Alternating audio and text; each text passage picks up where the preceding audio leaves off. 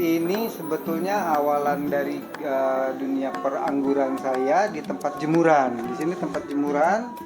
Dulu saya mulai awalnya di sini sampai akhirnya terlalu banyak tempat yang tersita oleh anggur sehingga akhirnya saya pindah ke tempat lain di sebelah sana. Ini yang saya bilang saya ingin coba deliver ke teman-teman selama ini yang memang mau mulai dengan tanaman anggur tuh saya siapkan seperti ini biar cepat, biar mudah diangkut aja. Tapi pada dasarnya adalah bahwa pohon ini sudah kuat, sudah untuk pemula itu istilahnya tidak kemungkinan gagalnya itu minus kecil sekali gitu. Pada dasarnya bahwa menanam anggur dan membuahkannya itu tidak perlu lahan yang luas, cukup yang penting ada sinar matahari full, insya Allah bisa. Ya kebetulan di lokasi rumah saya ini saya totalitas anggur itu memang mulai awalnya sebetulnya saya ada di atas tempat jemuran ya.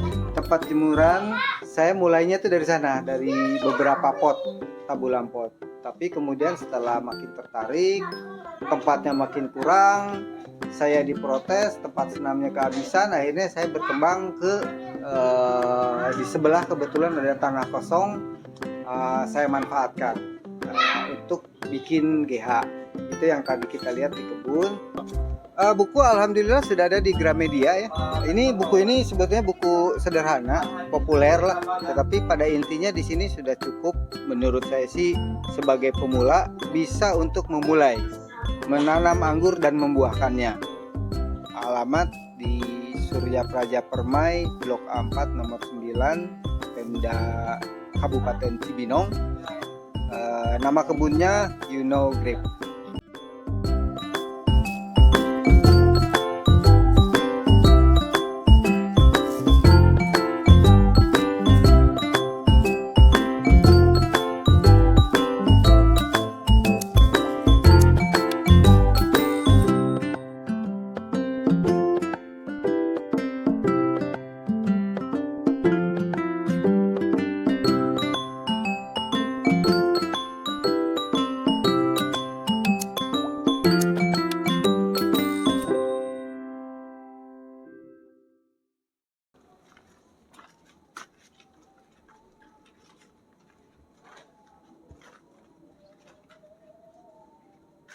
Assalamualaikum, nama saya Yuno Ahmad Maulana.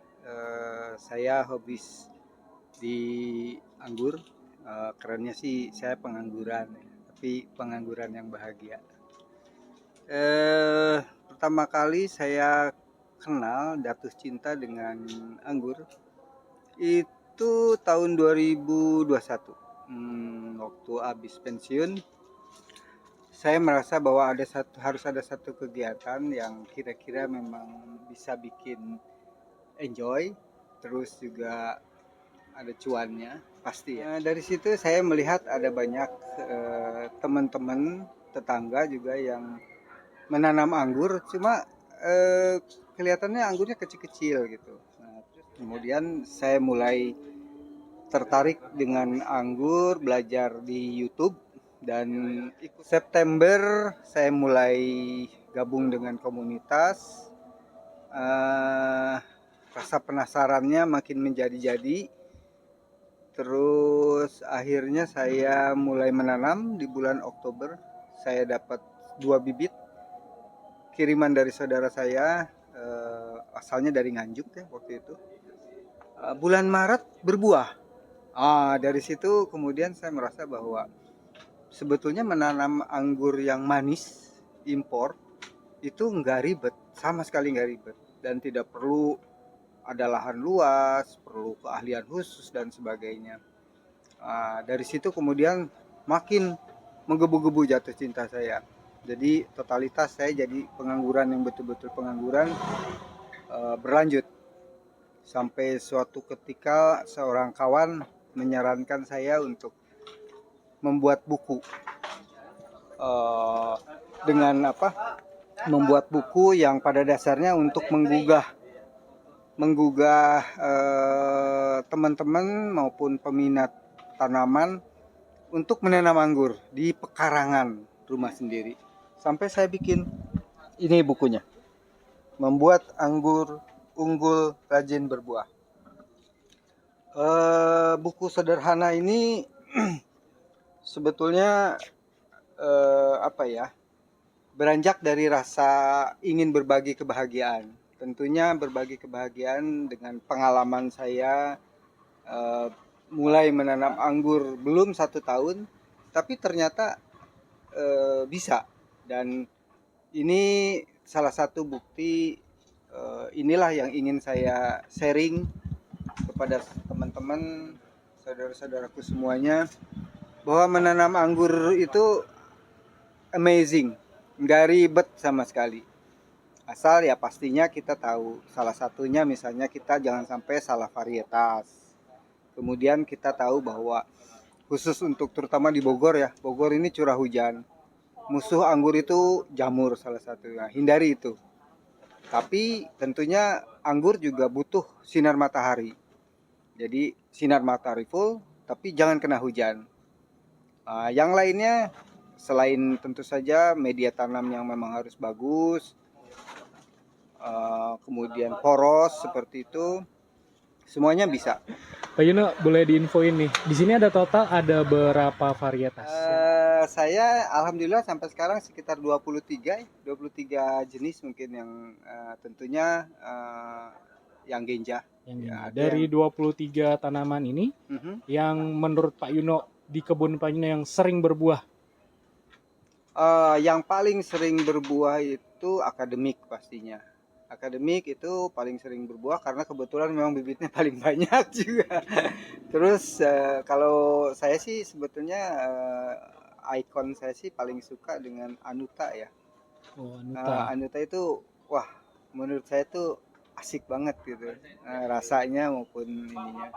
Kemudian Everest dan Ghostfy seperti itu. Yang di sini nih varian apa nih Pak Yuno? Sepertinya lagi variation nih Pak Yuno ya? Ya, ini nih kebetulan saya tanam ini di grounding ya, sekitar setahun ya, ini usia setahun ini Everest. Oh, Everest. Lagi variation ya Pak variation, Yuno ya? lumayan lah. Bagi para penghobi nih Pak Yuno.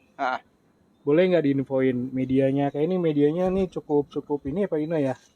Gembur ya. Terus kita nggak tahu nih di atasnya dikasih semacam topping apa itu Pak Yuno? Boleh diinfokan dari media tanam yang dipakai? Pakai sekam bakar, sekam mentah. Kemudian saya juga bikin sendiri tuh Kang, di sana tuh bikin, sebab alhamdulillah sih saya kerjain ini semuanya all by myself. Jadi ngaduk semuanya saya kerjain sendiri.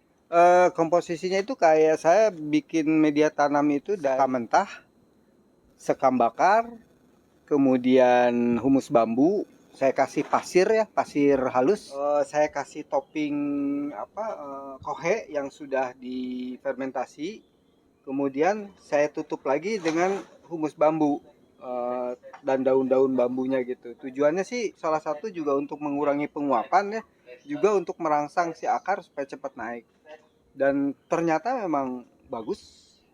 Ya, kalau untuk vegetatif biasa ya, saya sih kemarinnya itu saya pernah pakai MKP, KNO merah, sama boron. KNO 3 merah ya? KNO 3 merah betul, sama boron. Tapi dan ketika generatif saya pakai MKP, KNO 3 putih sama boron. Cuman kemudian setelah ada perang itu yang berlarut-larut sehingga harganya naik, saya mulai mengaplikasikannya pakai grower aja. Sekarang ini kebanyakan pakai grower ya. Selanjutnya itu saya lakukan biasanya seminggu sekali untuk pemupukan. 3 hari sekali, kadang-kadang saya semprot pakai POC. Saya bikin sendiri itu POC. Boleh Pak Yuno? Ini nih. Ini POC yang saya bikin sendiri dari air cucian beras, kemudian pakai molase, sari gula tebu itu, kemudian tambah lagi dengan EM4. Cukup. Ada gejala-gejala nggak yang Pak Yuno dihadapin di kebunnya Pak Yuno ini, terutama OPT seperti jamur atau insek, itu penanganannya seperti apa? Ya, untuk jamur saya biasa penanganannya menggunakan semprot fungisida yang 2 merek ya, macam-macam sih itu biasanya sih, termasuk juga kadang-kadang saya pakai sulfur juga, jadam sulfur. Dirotasi berarti Pak Yuno? Dirotasi, ya. Per berapa minggu sekali itu Pak Yuno rotasinya? Seminggu itu saya lakukan 2 kali, 2 minggu itu 2 kali, jadi hampir seminggu sekali. Seminggu sekali. Itu dirotasi itu. Dirotasi Dengan dosis minimum. Tapi untuk pestisida Pak Yuno rotasi Ya. seminggu sekali. Ya. Untuk pupuk juga dari bibit semua ini akhirnya pakai grower dan POC ya Pak Yuno? Ya. Ini, nah seperti ini nih. Ini juga salah satu OPT yang bikin saya jenis hama putih ya, hama warna putih ini. Tanda-tandanya seperti ini. Ini saya selama ini saya pakai insek kurakron, tapi ternyata nggak begitu mempan tuh, lihat ini seperti ini. Nah, saya beberapa kawan dari ini disarankan menggunakan insek yang ada trin-trinnya itu loh. Jadi apa gitu seperti sidametrin lah atau apa. Ini belum saya ini nih termasuk yang ada di saya belakangan, belum lama ini. Sebelumnya OPT itu ada di kutu putih. Selain tentunya jamur ya, jamur yang ada di daun itu. Ya, biasanya jamur tepung yang suka ada itu, dan kita basmi aja dengan fungisida. Ya, rambatan saya pakai minimalis ya. Rambatan di tabulampot ini saya pakai seminimalis mungkin dalam saya pakai kayu. Selain lebih natural juga kemudian saya gunakan juga kawat seperti saya mulai biasanya dari sini saya coba lingkarkan ke sana. Biasanya itu paling tidak di antara 4 ruas ini ada dua tersier, jadi paling tidak ada 8 lah, 8 tersier. Kan ada beberapa tingkatan ya Pak Yuno ya? Iya betul. Nah, tingkatan yang pertama ini dipakai untuk pembentukan sekunder kah atau memang masih primer Pak Yuno? Ini sebetulnya kalau yang primer itu yang awal dari bawah ya.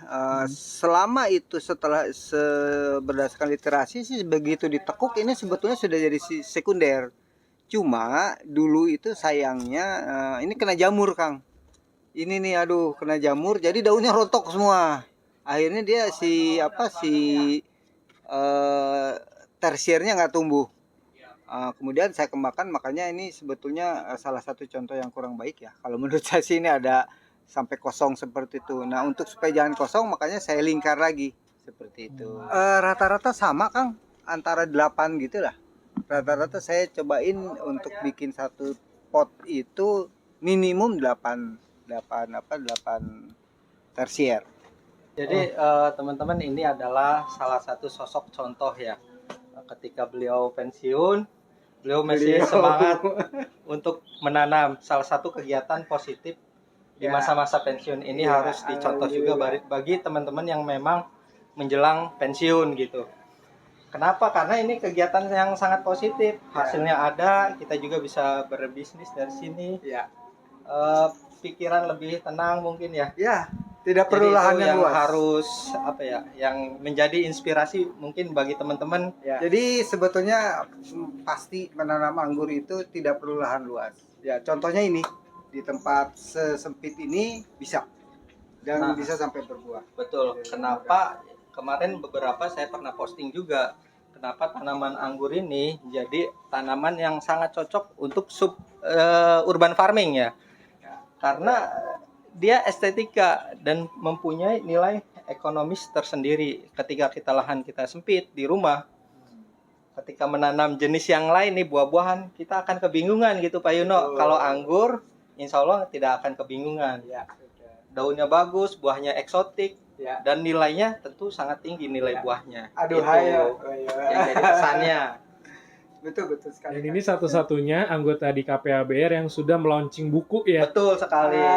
Ya, alhamdulillah, itu supaya semakin banyak orang yang mau terinspirasi, dan ya itulah saya ingin sebanyak mungkin keluarga bisa merasakan sensasi memetik buah itu. Betul. Di sisi lain banyak teman-teman juga yang memang ahli dalam bidang anggur, tapi belum tentu bisa juga meluncing bukunya gitu. kalau beliau memang mungkin rajin dan ada kemampuan untuk hal itu ya. Semakin banyak kita berinovasi tentang bagaimana cara membuahkan anggur yang paling bagus, paling murah di pekarangan terutamanya.